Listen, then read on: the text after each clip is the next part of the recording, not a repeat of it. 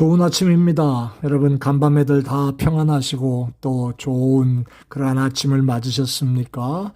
여러분 오늘 한 날도 우리 주님과 함께 꼭 동행하는 한 날 되시고요.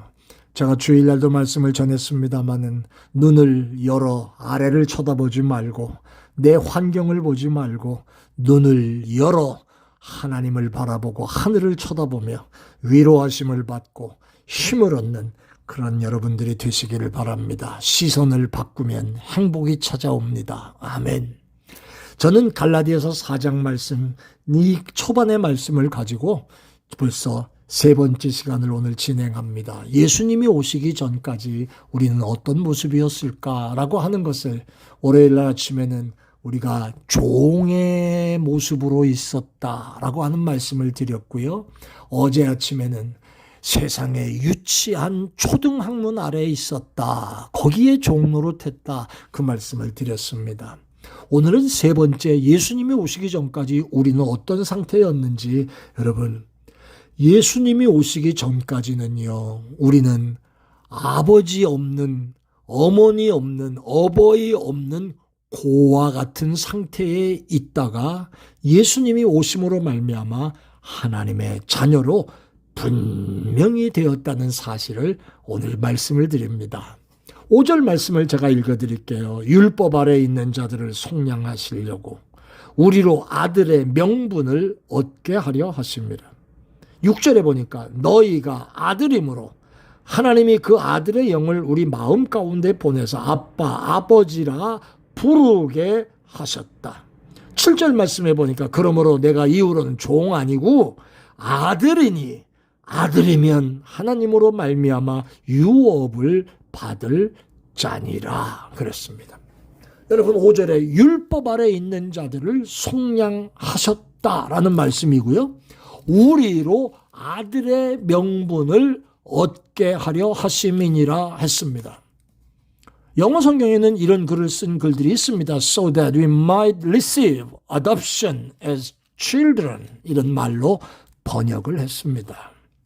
adoption, 양자로 삼음을 받았다라고 하는 그 말이지요.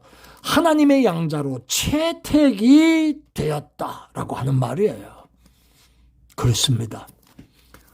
제가 이런 말씀을 표현하면 과할까요? 예수님께서 이 땅에 오시기 전까지는 우리는 돌아갈 곳도 돌아가야 할 곳도 모르고 돌아갈 장소도 없었던 홈리스 피플 그런 존재였습니다. 그런데 예수께서 우리에게 오심으로 말미암아 돌아갈 집이 생긴 영원한 천국을 가진 백성들이 된 줄로 믿습니다. 예수님이 이 땅에 오심으로 말미암아 부모 없는 고아가 아니라 하나님을 아버지로 모시는 자녀가 된 것입니다. 아들의 영을 우리 마음 가운데 보내서 아빠, 아버지라 부르게 하셨다. 사랑하는 여러분, 이 은혜를 우리가 입은 거예요.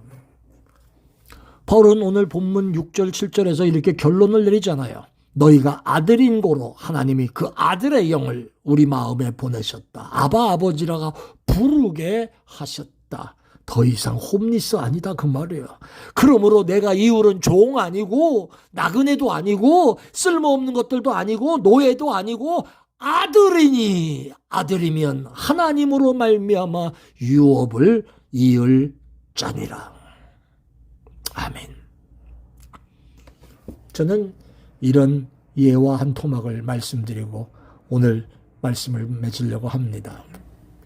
어떤 부자 아빠가 있었습니다. 외아들이 있었는데 어머니 없이 키운 아들이었기 까닭에 금이야 옥이야 정말 정성을 다해 길렀는데 나라의 전쟁에 소집을 받아서 전쟁터에 나가가지고 그만 아들이 죽었다고 하는 그러한 비보를 당했습니다. 그 후로부터는 이 아버지가 정신을 잃어버린 거예요. 아버지가 외아들 잃어버린 슬픔으로 평생 깨진 마음으로 죽을 때까지 그러고 살았답니다. 아들을 잊지 못한 아버지는 유명한 화가한테 자기 아들의 사진을 실물 크기의 그림으로 그려달라고 해가지고 집 거실에다 걸어놓고 밤낮으로 자기 죽은 아들을 쳐다보고 또 쳐다보고 또 쳐다보고 드디어 부자 아버지가 세상을 떠나게 됐습니다. 근데 이 부자 아버지는 세계적으로도 유명한 그림이나 골동품을 모으는 아주 수집광이었었습니다. 유산을 물려줄 자식이 죽어 없기 때문에 평생 수집해온 온 세계적인 골동품들과 고가의 그림들을 경매에 처분해서 기부하기 위해서 그 일을 경매에 내놨습니다. 전 세계로부터 최고의 골동품과 명화 감식가들과 딜러들이 몰려들었습니다. 경매하는 날, 경매를 시작하기 전에 이 경매의 사회를 맡은 경매사가 이렇게 말을 하면서 경매를 시작합니다. 여러분, 오늘 나올 그림 또 골동품들 이것을 내놓은 주인께서 돌아가시기 전에 몇 가지 규칙을 유언으로 정해놓으신 게 있습니다. 그래서 그 유언을 따라서 경매를 시작합니다. 제일 먼저 이 물건들을 내놓으신 분은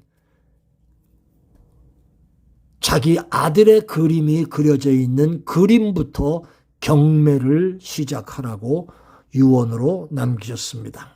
자, 이 그림을 가장 먼저 여러분들 앞에 내놓습니다.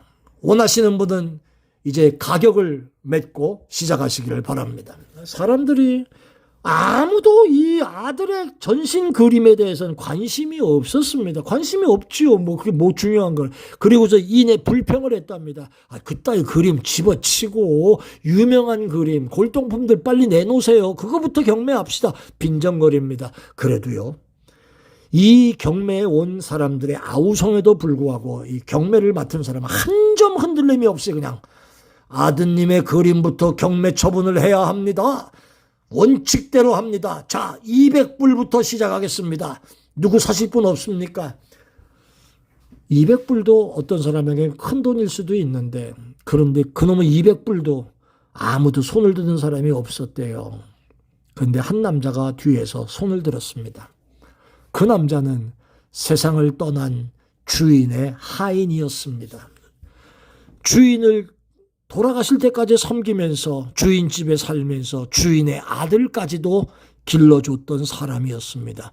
이 사람에게는 200불이 큰 돈이었는데 그럼에도 불구하고 이 종은 주인의 아들을 사랑하고 주인을 존경하고 있었기에 그 그림을 자기가 꼭 보관하고 싶었던 이 사람 외에는 주인의 아들 그림에 돈을 거는 사람 한 사람도 없었습니다. 200불 또 없습니까? 또 없습니까? 없었습니다.